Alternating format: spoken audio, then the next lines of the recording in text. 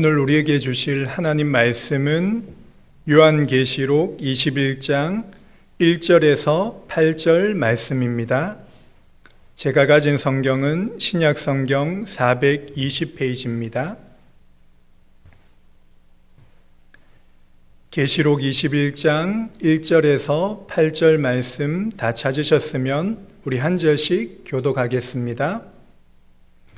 또 내가 새 하늘과 새 땅을 보니 처음 하늘과 처음 땅이 없어졌고 바다도 다시 있지 않더라. 또 내가 보매 거룩한 성 새 예루살렘이 하나님께로부터 하늘에서 내려오니 그 준비한 것이 신부와 남편을 위하여 단장한 것 같더라. 내가 들으니 보좌의 큰 음성이 나서 이르되 보라, 하나님의 장막이 사람들과 함께 있음에 하나님이 그들과 함께 계시리니 그들은 하나님의 백성이 되고 하나님은 친히 그들과 함께 계셔서 모든 눈물을 그 눈에서 닦아 주시니 다시는 사망이 없고 애통하는 것이나 곡하는 것이나 아픈 것이 다시 있지 아니하리니 처음 것들이 다 지나갔음이러라. 보좌에 앉으신 이가 이르시되 보라, 내가 만물을 새롭게 하노라 하시고 또 이르시되 이 말은 신실하고 참되니 기록하라 하시고 또 내게 말씀하시되 이루었도다. 나는 알파와 오메가요 처음과 마지막이라. 내가 생명수 샘물을 목마른 자에게 값없이 주리니 이기는 자는 이것들을 상속으로 받으리라. 나는 그의 하나님이 되고 그는 내 아들이 되리라. 그러나 두려워하는 자들과 믿지 아니하는 자들과 흉악한 자들과 살인자들과 음행하는 자들과 점술가들과 우상 숭배자들과 거짓말하는 모든 자들은 불과 유황으로 타는 못에 던져지리니 이것이 둘째 사망이라. 아멘. 우리 교회는 6주 동안 요한계시록을 함께 읽고 묵상하면서 하나님의 은혜를 받아가고 있습니다. 잠시 요한계시록을 간단하게 요약하면 1장에서 3장은 지상에 있는 모든 교회의 모습을 7교회를 통해서 보여주시고 칭찬과 책망으로 말씀하셨습니다. 그리고 4장에서 16장까지는 7인, 7나팔, 7대접의 심판 시리즈를 보여주시면서 하나님께 불신앙하는 세상에 대한 심판을 말씀하셨습니다. 그리고 17장부터 20장은 바벨론 세상의 심판과 천년 왕국인 예수님의 초림과 재림 사이를 말씀하시면서 마지막 날에 예수님의 재림과 최후 심판을 말씀하셨습니다. 그리고 오늘 본문은 마지막 21장과 22장은 완성된 천국이며 믿는 성도들의 최종 목적지며 7교회에 공통적으로 이기는 자에게 주시는 상급을 말씀하십니다. 21장과 22장은 요한계시록의 결말이면서 성경 전체의 결말이기도 합니다.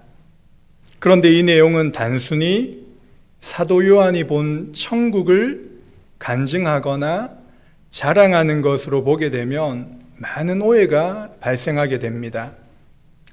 요즘 유튜브를 보면 종종 천국과 지옥을 보고 왔다라고 말을 하면서 자신감 있게 자랑을 하며 방송을 하는 그런 컨텐츠를 종종 보게 됩니다. 그런 것들이 너무나도 자극적이어서 조회수도 너무나도 많잖아요. 그러나 이들은 하나님의 말씀을 근거하지 않고 개인적인 주관적인 신앙의 체험만을 극단적으로 부풀려서 말을 합니다. 이것은 너무나도 위험하고 불건전한 신비주의에 빠지기 쉽습니다. 우리의 신앙의 뿌리와 근거를 하나님의 말씀에 두지 않으면은 이러한 말에 쉽게 흔들리고 우리의 신앙이 자라나지 못할 것입니다. 우리의 신앙의 체험도 참 중요하고 필요한 것이지만 그 신앙의 체험이 말씀 위에 있는 것이 아니라 말씀 아래 두는 것이며 모든 신앙의 체험은 성경적인 검증이 꼭 필요하다는 것입니다. 계시록 2장과 3장에 보면 주님은 7교회에게 이기는 자들이 상속하게 될 것을 약속하셨는데 21장과 22장에서 주어지는 것을 볼 수 있습니다. 1절 말씀을 우리 함께 읽어보도록 하겠습니다. 시작. 또 내가 새 하늘과 새 땅을 보니 처음 하늘과 처음 땅이 없어졌고 바다도 다시 있지 않더라. 창세기 1장에서 하나님이 첫 창조 때 가장 먼저 사람이 거주할 수 있도록 하늘과 땅을 창조하신 후에 하나님의 형상대로 사람을 지으셨습니다. 이처럼 어린 양의 신부를 맞이하기 위해 하나님이 새하늘과 새 땅을 지으셨다고 말씀합니다. 그리고 여기에 나오는 바다는 상징적인 표현으로 사용되어지고 있는 것입니다. 성경에서 바다는 자주 부정적으로 묘사합니다. 마귀가 죽음으로 역사하는 곳이며 계시록 13장 1절에는 짐승이 바다에서 나온다고 합니다. 또한 바다는 죽은 자들의 거처로 묘사되기도 합니다. 이처럼 바다가 다시 있지 않다는 것은 더 이상 죄와 사망과 사단이 역사할 수 없는 완전한 새하늘과 새 땅으로 변화되어 완성된 천국이 임할 것을 의미하는 것입니다. 이렇게 하나님이 환경을 새롭게 하신 후에 2절에서는 거룩한 성 새 예루살렘이 하나님께로부터 하늘에서 내려온다고 말씀합니다. 그렇다면 하늘에서 내려오는 새 예루살렘은 무엇이겠습니까? 오늘 본문은 아니지만 9절의 말씀을 통해 알 수 있는 것이 바로 어린 양의 신부임을 말씀해 주십니다.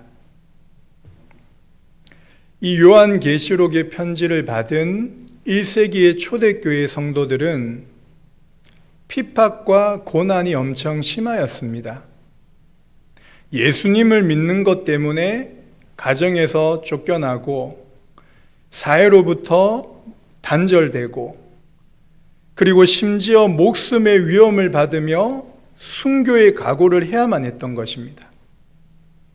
그러나 그들은 말씀을 의지하여 믿음으로 예수님을 따르는 제자도의 길을 걸어갔던 것입니다.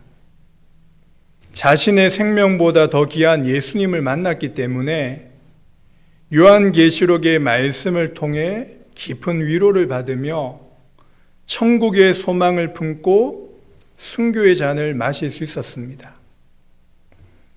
그런데 오늘날은 어떠합니까? 우리가 살고 있는 미국 땅에서 예수님을 믿는다고 해서 핍박을 받거나 목숨이 위협을 받는 그런 경우는 없을 것입니다. 반대로 너무 부유하고 풍요로워서 썬데이 크리스찬이 많이 생깁니다. 지나칠 정도로 여가를 즐기고 취미생활에 빠지기도 합니다. 그리고 조금 더 많이 돈을 벌기 위해 주식 투자나 비트코인이나 부동산으로 많은 시간을 보냅니다. 거기에 마음이 빼앗기게 되면 가장 중요한 예수님을 믿고 신앙생활을 하는 그런 영적인 감각이 조금씩 상실되어져서 살아있다고 하지만 죽은 자와 같은 사대교회의 영적 상태가 되어버리는 것입니다. 사단은 시대마다 강력하게 핍박을 통해서 역사하지만 때로는 풍요로움과 배부름을 통해 유혹하여 신앙의 현실과 타협하는 생명 없는 종교인으로 만들어버립니다. 그래서 예수님을 믿고 따르는 것이 신앙의 목적이 되지 않고 예수님을 믿으면 얻을 수 있는 것, 그것을 생각하여 기복적인 신앙과 육신의 형통만을 구하게 되는 것입니다. 그런 사람들에게 넷에 대한 소망과 완성된 천국을 사모하는 믿음이 없게 되는 것입니다. 오직 이 땅에서 잘 먹고 잘 살기 위해 예수님을 수단으로 삼으려고 했던 오병이어의 기적을 체험한 수많은 무리와 같은 삶을 살아가게 되는 것입니다. 우리 3절 말씀 함께 읽어보도록 하겠습니다. 시작. 내가 들으니 보좌에서 큰 음성이 나서 이르되 보라, 하나님의 장막이 사람들과 함께 있음에 하나님이 그들과 함께 계시리니 그들은 하나님의 백성이 되고 하나님은 친히 그들과 함께 계셔서, 이 3절 한 절 속에 함께라는 말이 3번이나 강조되어 있습니다. 이 하나님과 함께라는 주제는 창세기부터 마지막 요한계시록에 이르기까지 성경 전체에 일괄되게 추구해온 중심 주제입니다. 하나님의 장막이 사람들과 함께 있고 함께 거하던 때가 있었습니다. 그것이 창세기 1장과 2장에 나오는 에덴 동산에서 하나님과 함께 하였습니다. 그런데 창세기 3장에 인간의 타락으로 말미암아 하나님과 함께 거하던 것이 파괴되고 말았습니다. 그들은 에덴 동산에서 추방을 당했고 하나님이 함께 할 수 없는 죄와 어둠 가운데 거하게 된 것입니다. 성경 전체 이야기는 이 잃어버린 하나님의 나라를 회복하며 다시 하나님과 함께하는 것에 관한 구원의 큰 이야기입니다. 누가복음 19장 10절에서 예수님이 인자가 온 것은 잃어버린 자를 찾아 구원하려 함이라고 말씀하셨습니다. 그러나 잃어버린 자를 찾아 구원하는 일은 처음 창조 때처럼 말씀만으로 가능한 것이 아닙니다. 왜냐하면 인간이 저지른 죄값을 누군가가 대신 해결해야만 하기 때문입니다. 그래서 주님은 마가복음 10장 45절에 인자가 온 것은 섬김을 받으려 함이 아니요 도리어 섬기려 하고 자기 목숨을 많은 사람들의 대속물로 주려 함이라고 말씀하셨습니다. 이것을 잊지 않도록 요한계시록에서는 주님을 29번이나 어린 양이라고 말씀하셨습니다. 에덴에서 함께 거하는 것이 파괴된 후로 구약 시대에는 성전을 통해 하나님이 함께 하셨습니다. 그리고 신약 시대에는 임마누엘로 함께 거하셨고 교회 시대에는 성령으로 말미암아 교회와 함께 거하셨습니다. 그리고 마지막 계시록에서 함께 거하심이 완성된 천국으로 나타나는 것입니다. 우리에게 가장 큰 은혜가 무엇이겠습니까? 하나님이 우리와 함께 하신다는 것이죠. 다시 말해 임마누엘의 축복을 삶의 현장 속에 누리는 것입니다. 비록 지금은 사망의 음침한 골짜기를 걸어가도 주님께서 함께 하시면 두려워하지 않고 주의 지팡이와 막대기로 보호하심을 경험하는 은혜를 경험하는 시간이 되는 것입니다. 비록 지금은 우리의 현실이 눈물 골짜기를 지나가더라도 하나님의 말씀으로 함께 하심을 체험하게 되면 시온의 대로가 열리는 은혜를 깊이 경험하게 될 것입니다. 우리 사랑하는 성도님들의 삶의 현장 가운데 주님이 함께하는 은혜가 충만하시기를 간절히 소원합니다. 4절 말씀 우리 함께 읽겠습니다. 시작. 모든 눈물을 그 눈에서 닦아 주시니 다시는 사망이 없고 애통하는 것이나 곡하는 것이나 아픈 것이 다시 있지 아니하리니 처음 것들이 지나갔음이러라. 다시는 없다고 말씀하셨는데 그 핵심이 바로 사망입니다. 왜냐하면 사망이 정복되지 않는 한 죄에 대한 완전한 승리라고 말할 수 없기 때문입니다. 사망이 있는 한 눈물과 애통하는 것, 곡하는 것, 아픈 것들이 우리 인생에 뒤따라올 수밖에 없는 것입니다. 사탄과 죄와 모든 사망의 권세는 이미 그리스도의 십자가로 말미암아 정복하셨고 승리하셨습니다. 그러나 아직 사단은 마지막으로 발악하듯이 우는 사자와 같이 삼킬 자를 두루 찾고 있는 것입니다. 이러한 영적 긴장 상태인 이미와 아직 사이에 영적 싸움이 지속되는 것이 바로 지상에 있는 전투하는 교회입니다. 그러나 오늘 본문처럼 새하늘과 새 땅인 완성된 천국이 임할 때 다시는 사망이 없다고 선언하는 그날, 이 모든 갈등은 다시 없게 될 것입니다. 우리는 그날을 사모하며 믿음으로 기다리며 살아가는 것입니다. 몇 년 전에 유행했던 소확행이라는 단어를 혹시 들어보셨습니까? 소확행, 소소하지만 확실한 행복. 삶이 점점 각박해지고 힘드니까 사람들이 작은 것에서라도 만족을 찾자라는 그런 좋은 의미에서 사용한 것 같습니다. 그러나 그리스도인은 소확행으로 사는 존재가 아닙니다. 만약에 소소한 행복에 젖어서 살아가게 되면 세상에 주는 작은 행복에 빠져서 복음에 대한 가치도 천국에 대한 소망도 깨닫지 못할 것입니다. 이 말은 단순히 작은 것에 감사하지 않아야 된다, 그런 말이 아니죠. 참된 그리스도인은 소확행이 아니라 예약행으로 살아가야 합니다. 예수님 때문에 오는 확실한 행복, 제가 만든 단어입니다. 어떤 어려움과 현실과 고통의 상황이 오더라도 예수님과 함께할 때 맛보는 영원한 행복을 말하는 것이죠. 그러한 은혜를 경험하는 우리 사랑하는 성도님 되시기를 주님의 이름으로 간절히 기도합니다. 우리 7절 말씀 같이 읽겠습니다. 시작. 이기는 자는 이것들을 상속으로 받으리라. 나는 그의 하나님이 되고 그는 내 아들이 되리라. 이 축복은 아무에게나 주어지는 것이 아닙니다. 오직 이기는 자에게만 주어진다고 말씀합니다. 주님은 계시록 2장과 3장의 7교회에게 이기는 자에게 주시겠다라고 분명히 약속하셨습니다. 그 약속과 경고가 그대로 성취되고 있는 것을 보여주는 것이 바로 요한계시록 20장에서 22장의 말씀입니다. 성경을 보면 하나님과의 언약 관계를 여러 가지로 말씀합니다.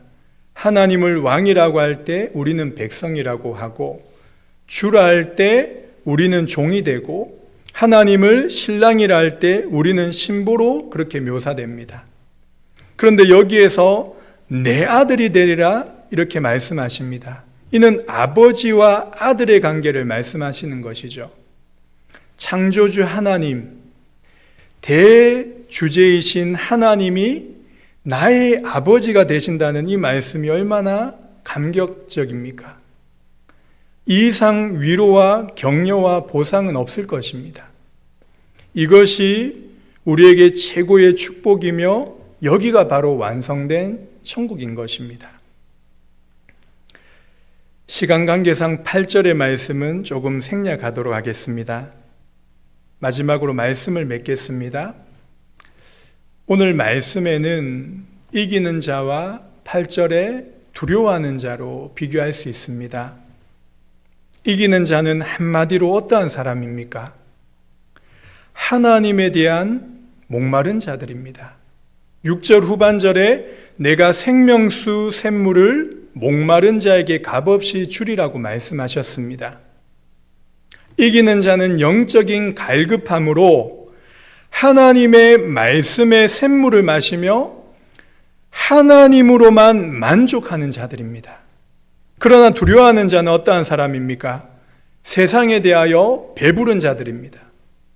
두려워하는 자는 썩어질 세상의 것으로 만족하려고 하며 채워도 채워지지 않는 육신의 정욕으로 제약 가운데 살다가 둘째 사망인 영원한 지옥에 떨어지는 것입니다.